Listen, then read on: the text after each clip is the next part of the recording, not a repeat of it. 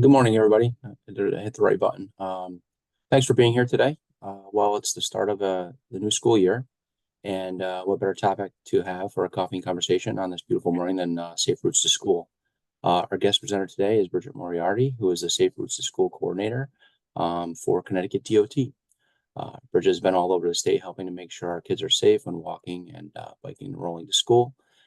So she'll be talking about her program and all the great work that's happening all over Connecticut. So without anything further, I will turn it over to Bridget. All right, thanks everyone. Thanks to the T2 Center for inviting me. Can you guys hear me okay? All right, so I'm Bridget Moriarty. I'm the newest Safe Routes to School State Coordinator of the Department of Transportation.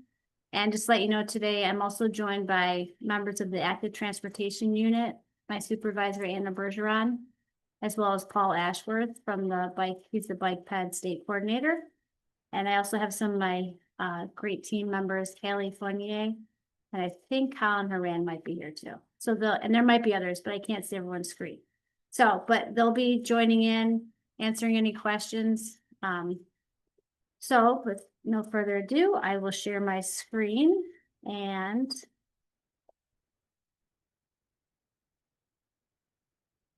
share. Can everyone see that?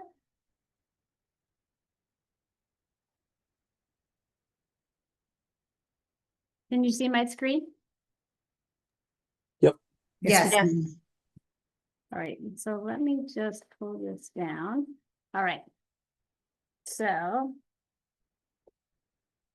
all right, so Safe Routes to School. This is a program that began back, I believe, in 2005 under from the federal government and focusing on Connecticut. And what we really focus on is we believe that children deserve safe places to walk and bike, starting with the trip to school. So these are our Safe Routes to School activities in Connecticut. This is a screenshot of our interactive map, which is on our website. And it kind of shows you all the programs and projects and events that we've hosted since the beginning, since 2006. Now, there was a pretty big gap once the program started and was more active. And in 2023, it was relaunched, and it was led by Kristen Levesque, who started a really good program and handed me over a very well-established program. But this is kind of to give you an oversight of what is actually happening in the state. Let me turn it on. That keeps popping up. Sorry. So to begin with, I thought we'd ask some questions, and you guys can answer them to yourself. You don't have to say them out loud, but the first one is, how many K through 12 students are currently enrolled in Connecticut public schools? And these are your, well, these are your options: 568, 508, 475K, or 460. And the next slide, you got the answer right. It's 508,000 students. So that kind of shows you the challenge of our program and how much work we have to do. And how many education events have there been since 2023? 25, 35, 60, or 50? And the answer is 50. Hope you're getting these right. No, it's just to kind of give you an idea of, you know, what we've done and what we're doing and the challenges we still have. So I would say almost at every event, maybe we could affect 50 kids. So you could see how much more to get up to that 508,000 it requires. And then the last one, because these are our guiding principles, what are the 6 E's? And each one, number 1, number 2, number 3, or number 4. I'll give you a minute to read through them. There's usually one word off in each one.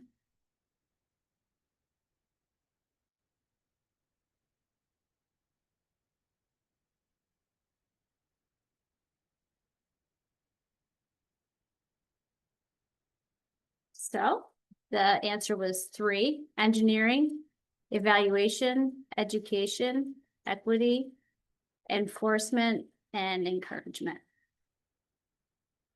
So I'm going to go into Jason, is there any way I can turn off the admit information on my screen? I'd have to defer to our Zoom experts on Okay, that. that's okay. I'll just keep clicking it off. That's okay. So as I said, those were the 6 E's, and we're gonna go into each one so you can see what our program offers. Encouragement usually is walking and biking and rolling to school events. So October 8th of this year, we have Walk to School Day. We call it Walk, Bike, and Roll to School Day, but it's primarily walking in October. And then May, we really focus on the biking, but we also have kids walking and rolling as well. So there's, you register at walkbiketoschool.org. There's a QR code. If you're connected to a school and you want to sign them up. And let's see, next slide. Some of the challenges of these walk, bike, and roll to school events that we encounter, that we hear, are a lot to do with speed around schools, curvature.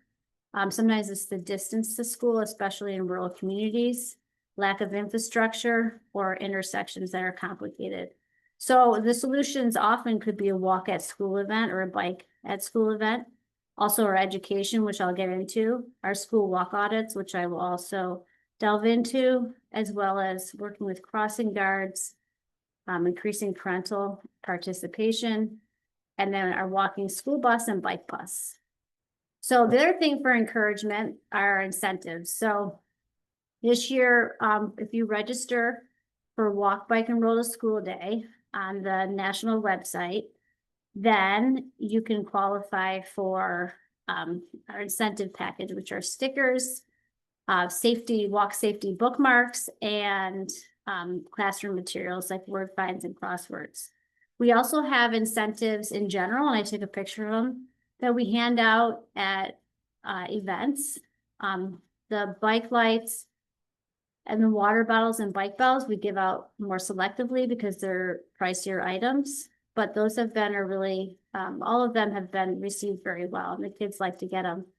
We also have a bookmark contest that Haley designed, and it's a walk, bike, and roll to school day themed bookmark contest for 2 separate grades K-2, and then the other category is grades 3 to 5.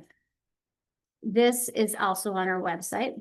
And we, when these are submitted by October 29th, we'll select a winner from each category, and then we'll get these printed. So it'll be fun. This will be really fun to actually kind of judge. And I'm sure it'll be a hard decision to make, but we're excited about that. So how many schools are signed up for Walk, Bike, and Roll School Day so far? This morning I checked. 25, 33, 43, or 36. And I really want to say survey says, but I'm not going to say that. Answer, 36. So that's how many we have so far, which you can see we have a lot more to go. We've emailed so many people. We put it in our newsletter. So if you are interested, please spread the word. If you have any questions, you can email me, and at the end of the presentation, I'll provide that contact. All right, another encouragement events that we attend are bike buses and walking school buses. I only know of 4 communities that have active bike buses right now, and 1 community that has walking school buses regularly. So these, if you're not familiar, these are kind of like a caravan of bicyclists. They start, let me go back. So the lead, which would be a teacher or an adult, would be like the bus driver. And then in the, there would be designated starting point, and then you can have stops along the route where kids can just join in. And this one was in Silver Lane in East Hartford. I think they had 3 last year. They're planning 6 this year. And they're just a really fun way. You can see all the kids are pretty excited. It's a great way to start your day. So we also created a bike bus guide, which is also on our website. Okay, so another E is education. This is kind of our big push. We do bike and pedestrian safety and skills training. So with pedestrians, that really the targeted age is K-2. After that, it's a little bit more challenging, and kids want to learn more about bikes. In addition, with the micro grants, which I'll touch on, because communities are receiving bikes and bike helmets, the request for bike education has been a lot higher. So I'm going to go into the different stations that we have at each event, whether it's on bike or off bike, but this kind of gives you an overview of what we do. And we also have an online registration form on our website, or you can just email me. So these are on bike trainings. Sometimes we call them bike bonanza. If we run them, this is what we do. We do a safety check for the helmet and bike. Then we do helmet decoration. We do a slow race and obstacle course, a figure 8 station, and then a bean bag toss. And the last one I'll focus on because the other ones are kind of obvious that they're to improve bike handling skills, turning, balance, control. The beanbag toss is to get kids. Now, obviously, this kid was on a balance bike. He did not do the beanbag toss, or maybe he did. But normally, if the kids are kind of newer, they don't do that. But the idea is to have the students or the bikers be able to take their hands off the handle, and throw the beanbag in a hula hoop, and that gets them prepared for signaling. Just having one hand on the bike handle. Our off-bike trainings, which are still focused on bike safety, we have, but we do not bring bikes there except to show them how to bike check. So we do a helmet fit and a bike check, and normally we demonstrate that, and then we go over rules of the road. We have these maps, which I'll show you in a minute close up. We do scanning and signaling, and then we usually play a game at the end. So I'll go into, the individual stations. This is the ABC Quick Check and Helmet Fit that we've done. You can see Paul and Colin in the picture, and then there's some guy, I don't know him, behind these kids in red, but he was helping out, and that's at the New Britain Parks and Recreation. We did a training with them as well. That one was a little more interactive because we ended up partnering with Bike New Britain. And then we do a rules of the road station. And this is, we have these mock town maps. We have this one, we have another one. We have miniature cars, bikes, and people. We show students how to interact, where to walk safely, where to bike, where to position yourself, and what to look out for. Scanning and signaling. So because they're not on bikes, we bring bike scooters, and they learn to scan looking over their left shoulder and trying not to swerve. And then they do a signaling at the end of the line that they've written down. That's kind of fun because the kids at least are kind of up and moving. We find that engaging them physically helps them to learn. And it also, they just like to actually be moving in gym class. So schools with in-school bike trainings, we've partnered with some of these. These are the different communities that currently have in-school bike training or a bike program of some sort. These are great. I have all this information. A lot of these, I think everyone presented at the Bike Ped Advisory Board meeting. So I have Sandy Fry, the chair, sent me a list of information on these. So I'm trying to compile it so we can create some kind of online resource for communities that are interested. And they're great. If you haven't joined, we partnered in Wethersfield, New Haven, New Britain, and East Haddam. The other ones we have not partnered with yet, but they're great. We love them. The volunteers are awesome. There's a lot of great activity that's happening in different schools throughout the state. And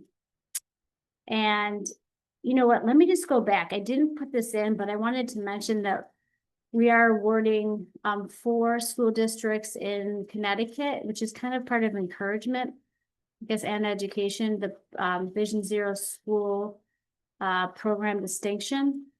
And that this year is going to go to Wethersfield, South Windsor, New Britain, and Plymouth, and for their efforts with bike training and safety education. And that will be on the 29th of September. So we'll be including that update in our newsletter.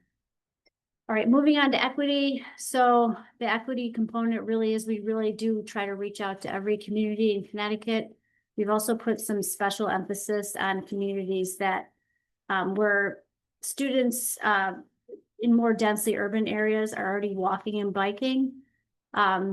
Those tend to be sometimes distressed municipalities. So the fact that we're trying to really work with these schools and get in there has been one part of equity. The other one I'm going to mention, and Anna's here so she can answer any questions about this. So the active transportation micro grants, $5,000 of bikes or bike related items that communities are eligible for, schools, police departments, and nonprofits and municipalities. So there's different steps that once they apply for the grant and get it, then they purchase their items, let's say their bikes or helmets, and then we reach out to them as soon as they sign up for the micro grant, or program, we then reach out to them and offer our programming. If they respond, then we customize a program based on their needs and the ages of the students and the facility where they want to have the event. And then step 4 is we celebrate, the bike distribution and we educate. So we try to make it fun and also focus on safety and the benefits of healthy active lifestyle.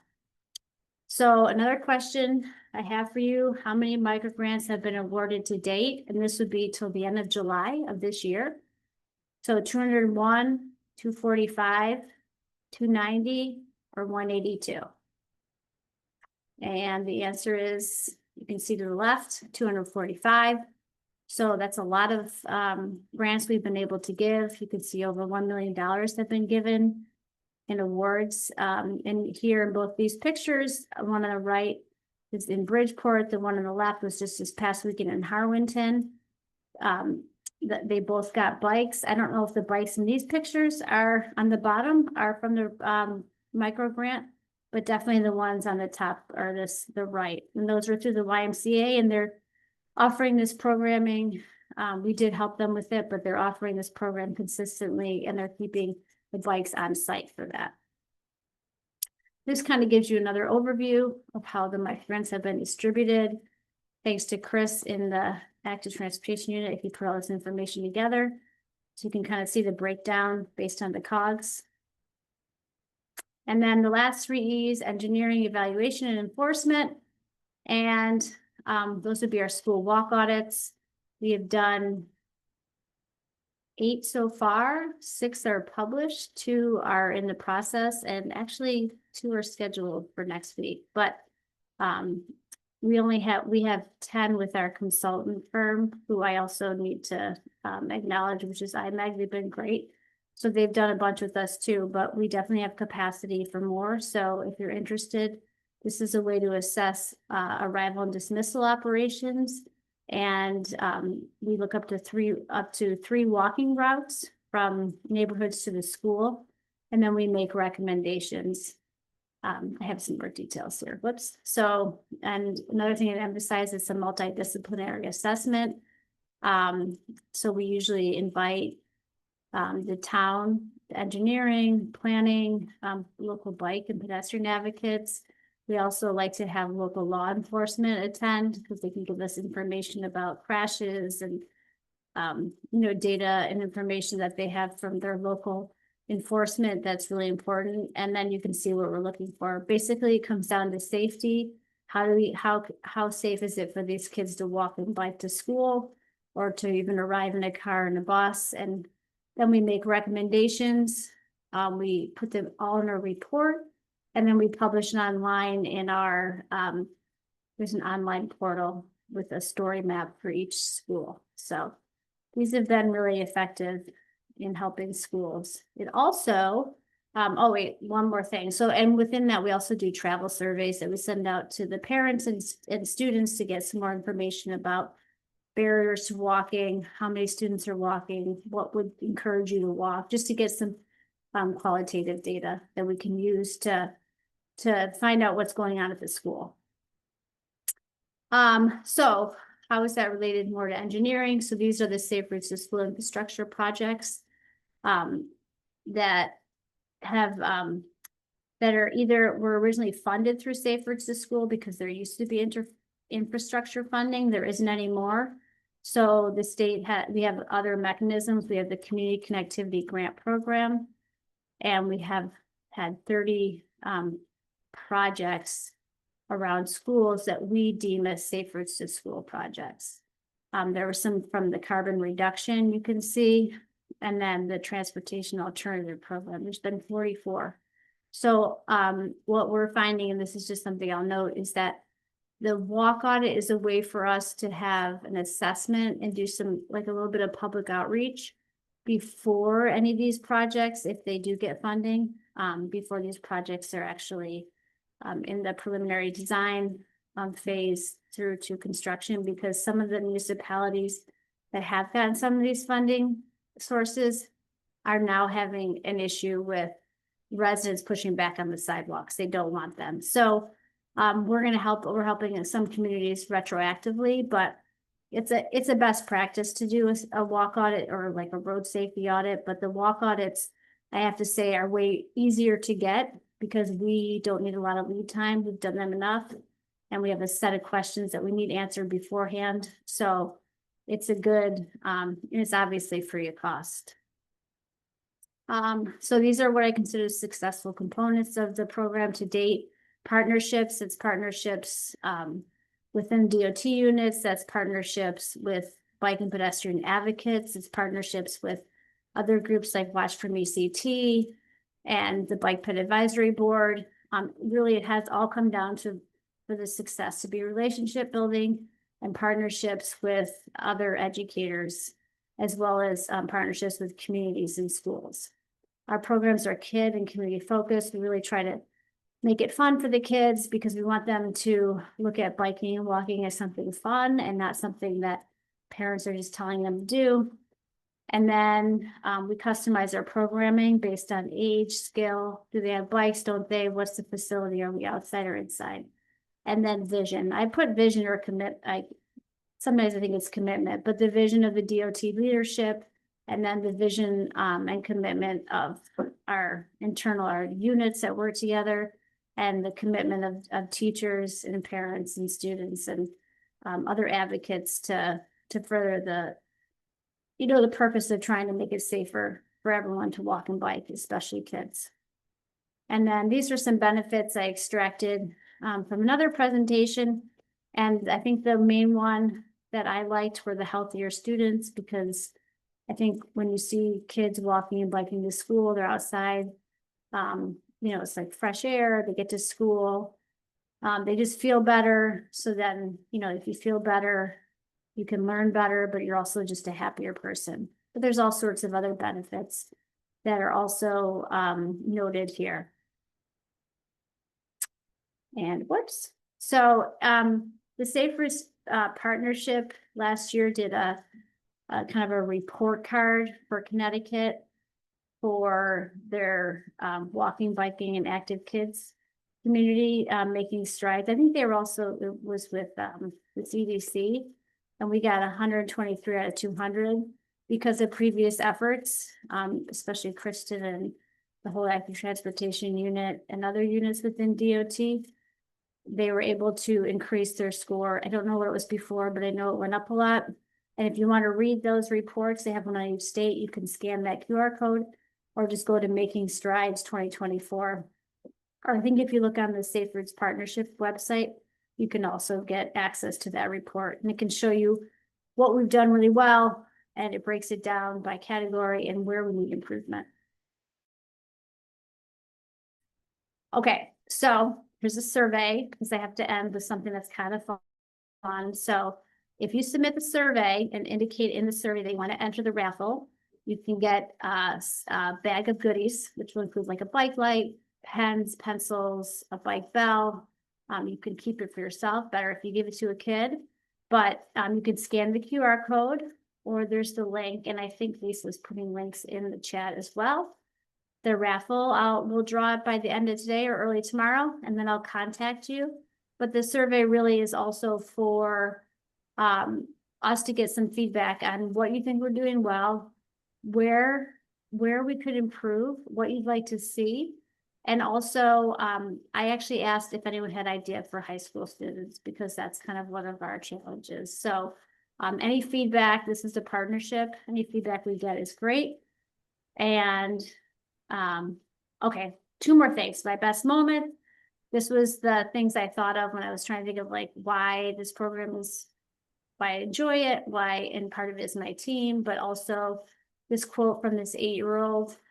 It was in Bridgeport at the YMCA, and we showed the FHWA bicycle safer journey video, and he said, when I woke up today, I didn't know I was going to see the best movie. And that just, I don't know, I laughed. I was like, wow, that's a pretty good review. And then the other one was at the bike bus in East Hartford, when this veteran teacher just kept riding along going, this is the best day ever. And then I wrote the smiles because like this picture on the far right of this kid, I didn't capture when he smiled. He could not ride a bike. This was at the New Britain training. And he was practicing, we had him practice in the hall. I think the weather outside wasn't good. I think that's why we stayed inside. But he, when he actually got balance and started pedaling, the smile on his face it was so awesome to witness that. And then these are kids, and this is like an event in Norwalk, the walking school bus and with the administration, and I don't know, just, it's really fun to be part of these events. And here's my contact information. That QR code is for the website. Our website does have a lot of information. You just have to navigate it. We have the e-bike, we have an e-bike guide that we're updating to come for October 1st with the new laws. We have a bike bus guide. We have links to all of our programming, and we have an interactive map, and I'm sure there's more. The other thing is in the survey, I just want to go back 1 minute. There's also, you can subscribe to the newsletter. If you're not subscribed and you're interested in following with our news and events, please subscribe. So now I'll open it up to questions, and thank you guys for all attending. Thanks, Bridget. Yeah, so we'll before we get started, there's a couple questions that were mailed in, so I'm going to throw those at you first. Those came from Kevin Sullivan from Bike Walk Weathersfield. The first one was, is there a way to see if a school is signed up for your program? That was in the chat. Oh, yes, there is a way. So if they register with our program, we have, it's a Microsoft Office form that Haley did, and it will record everyone who's registered. Yes. Okay. Yeah, we had people actually, Kevin also asked, which is more effective? That's probably a loaded question, but which is more effective, safer infrastructure or more programs like bike or walk to school days? I've already decided to defer to Paul. Okay. Hello, I'm Paul Ashworth. She introduced me as the bicycle and pedestrian coordinator for the state of Connecticut. And Kevin, this is such a good question, and I hope that my answer is satisfying, but I have a feeling that it won't be, because I don't think that if you compare education to infrastructure, I don't know that there is a clear answer as to one being better than the other. The FHWA approach is the safe systems approach, which is to say that we should look at roadway safety as the intersection of all of these different wedges of a pie, I guess you could say. And education is one of them, infrastructure, enforcement. There's all the different ones, vehicle design. And on some ways it seems simple. You know, if there is no sidewalk and you add a sidewalk, that's going to be an improvement in safety for the pedestrian. But there are those pesky things, intersections where the pedestrian crossing the street, first they have to use the crosswalk, they have to use the button if there is one, and then maybe they don't know how to use it, or if it's children, like we work with, the whole look left, right, left thing is not always instinctual for a young person. So in that case, the education would be a lot more important. And then mix into that driver behavior, where I really like this phrase, slow turns are safe turns, which part of that is infrastructure, where if the curb radii is tighter, smaller, it's more narrow, it forces a driver to go slower, but we still have to count on the driver to slow down and make that turn. And then I worked for the city of Hartford, and anecdotally, I heard from a lot of the police officers that some of the crashes involving cyclists, or a good number of them, had to do with cyclists coming, instead of riding on the right with traffic, they would ride against traffic the way a pedestrian would walk along the side of the street. So that's an education piece. but it's also driver behavior and awareness. I also like to look at pedestrian deaths over time as a way of throwing a wrench into the whole evaluation process of what might be more important, which we know pedestrian deaths peaked across the United States in like 1980, 1979 in that range. And they actually went down over time continually, consistently all the way up until like 2008, around there. And then they started climbing again. And was there a significant difference? Did infrastructure get worse in 2008? And I don't think it did. So there's a lot of other things happening that are playing into the interaction. We also have automated traffic enforcement, which we've seen as a way of slowing down speeds and making streets safer. That's internationally and locally, we've seen positive impacts. Mark Moriarty from New Britain likes to drop in this statistic that the largest decrease in roadway deaths over time correlate perfectly with the integration of airbags into vehicles, which is no longer looking at vulnerable road users. That is evidence that the design of vehicles or the technological advancement in vehicles could make a big difference. So that's another part of the safe systems approach. And then vehicular design for visibility. We know that those larger vehicles, like large pickup trucks with the high grille, make it hard to see, and they raise the danger level for pedestrians. They increase the rate of serious injury or fatality. So it's difficult to say which is best. I think some of it comes down to context. If you have a lot of behavior issues with drivers and other users, then maybe the education component is more important. In a place like Hartford, where the pedestrian sidewalk network is largely built out, maybe the education component is more important, but the way intersections are designed, accessible pedestrian signals, leading pedestrian interval, we know those things are making a difference. So it all goes hand in hand. And the piece that I really wanted to get to is this discussion around e-bikes right now. I think a lot of the rhetoric has been about behavior of people on bicycles, and there's no argument against that. Personal responsibility and the way you choose to ride on a bicycle, whether it's electric or not, is very important. So education is really important. Enforcement is a piece there. I know that's what the legislation was largely, that passed this year, was largely centered around for classification and the types of vehicles you could get. But I think there's an opportunity here that is being overlooked in the rhetoric we're hearing everywhere, which is that we're really getting down to more people riding bicycles, whether electric or not. So we have an opportunity here that if we can provide safe facilities for them, we can increase mobility for all of these people who maybe needed a means of getting around.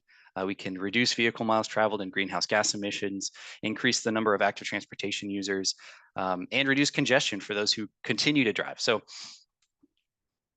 the long answer is that I'm not sure if one is more important than the other. I think they're both really important, and we need to continue emphasizing both. Thanks, Paul. I hope that answered the question. It was a good job. I've heard Paul talk before, so I've heard several of those points. So yeah, thank you. Thank you. I guess I'm a broken record a little bit. That's okay. It's the same message, so nothing has changed, and we appreciate that. Next one's from looks like Keith Nappy from Connecticut Bicycle and Pedestrian Advisory Board. I think it's more of a like how, other than what we saw, Bridget, what you put up there already, how do we introduce and elevate interest in local school districts? How do we make that happen? That's a good question. So beyond right now, I feel like we're pretty busy for the capacity we have. I can only compare it to like Massachusetts, which has 7 regional safer school directors. So they each cover a region, which would allow you to really drill down into each region.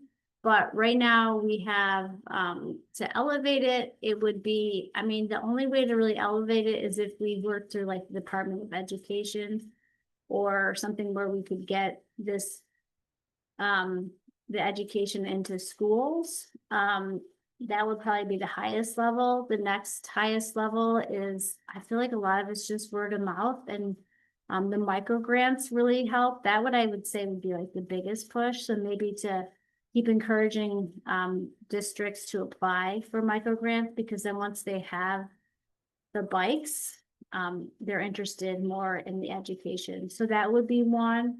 And then I did put like more videos in social media, if that's something that we're kind of working on. I think we talked about doing some more PSAs. I think someone brought that up to me in my unit, that we should do some more public safety announcements.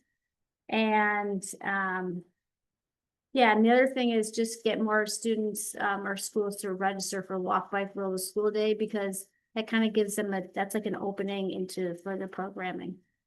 So that's kind of what I have. But I'm also very open to suggestions. So if other people have ideas of how to expand or how to contact and how to really engage districts or schools, please let me know.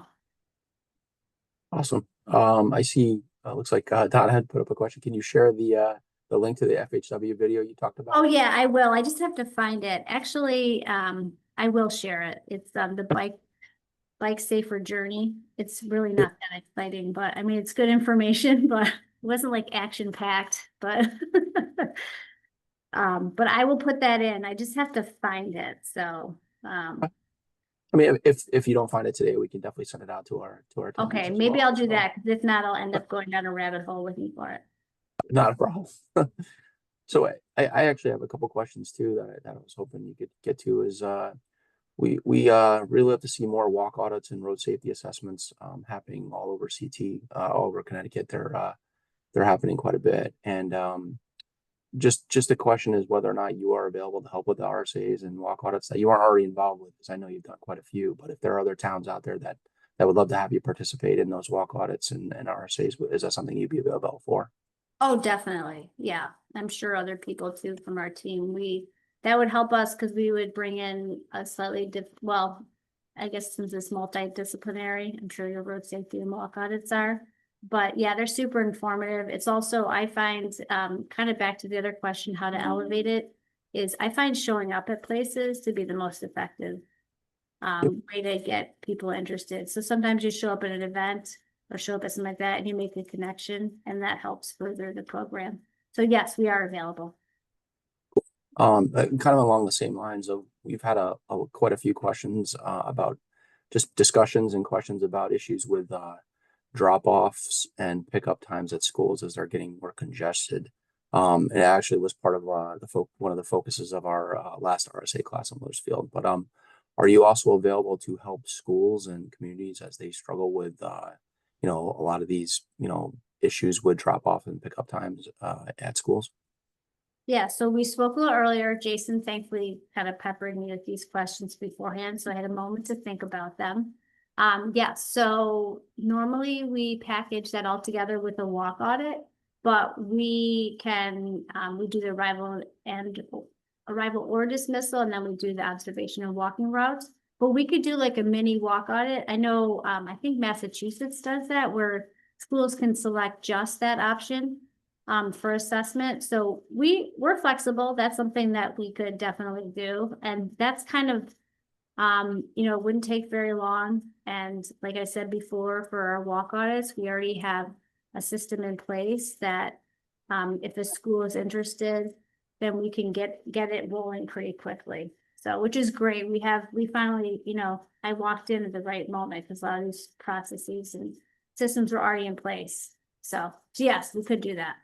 Awesome. I think Shauna has something in the chat too. Says, sorry if I missed this, but does the curriculum cover e-bike safety and etiquette for older kids? So we do not cover e-bikes.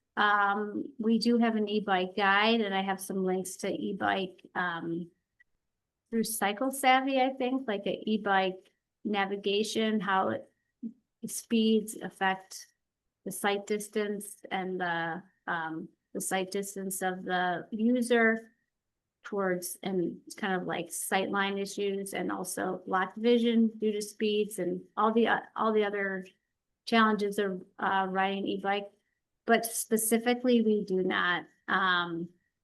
Unfortunately, it's also not part of the microgrant program, so that would be another reason why we don't. As you know, probably NCAT does it. That's the only other group I know of. I'm sure there's others, but that's the one I've heard of so far. but we'll see. I mean, we have to adapt. So, in the coming future, we'll see what comes of that. But some of the same principles, that apply to bikes do apply to e-bikes. So hopefully that message can just get, kind of upgraded to the e-bike situation. But I hope that answers your question. Is there any more questions? If anybody wants to just ask in person and can put their video on and unmute, they can do that, or if they want to put them in the chat too. I see Mark has one. Are you aware of any states that have an in-school bicycle education as a mandatory curriculum? Yes, I just asked this from the national, Safe Routes, the national organization, or maybe it was the Safe Routes Partnership, and they said that Washington State has a program, and there was one other that they said, but I haven't gotten much more. You know what? Let me just look through the email quickly. What was his name? Okay, hold on. Let's see. So he wrote that they have offhand, I know that Washington, I was wrong, there's more. Minnesota, DC, and North Dakota all have some version of it. And that's on here, I'll copy the link. He got this. He didn't seem to know himself. He copied this from the League of American Bicyclists information. So let me just put that in the chat. And when he said some version, I didn't really dig into it because it was a question that we had for, we've been meeting with some other bike advocates, and that was one of the questions. But that is something, there's been a lot of interest in that. And that is something that I know Kristen worked at the Department of Education. It is definitely harder for them. I mean, I haven't had any experience, but to go top down with this, but it would be great if they did, because that way every kid would get the education. But then what would I do? I guess I would have to do the after school programming. So Yeah, I'm sure there's plenty of stuff you could do that you are already doing, believe me. All right, anybody else have any more questions for Bridget, or anybody else from DOT that's here? If not, I will turn it back over to Lisa.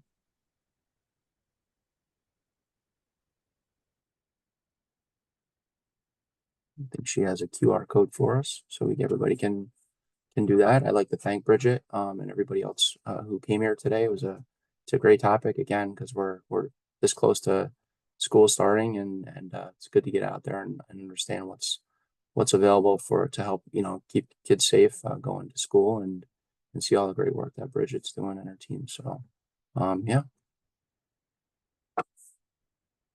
And thank you. Thanks everyone for joining.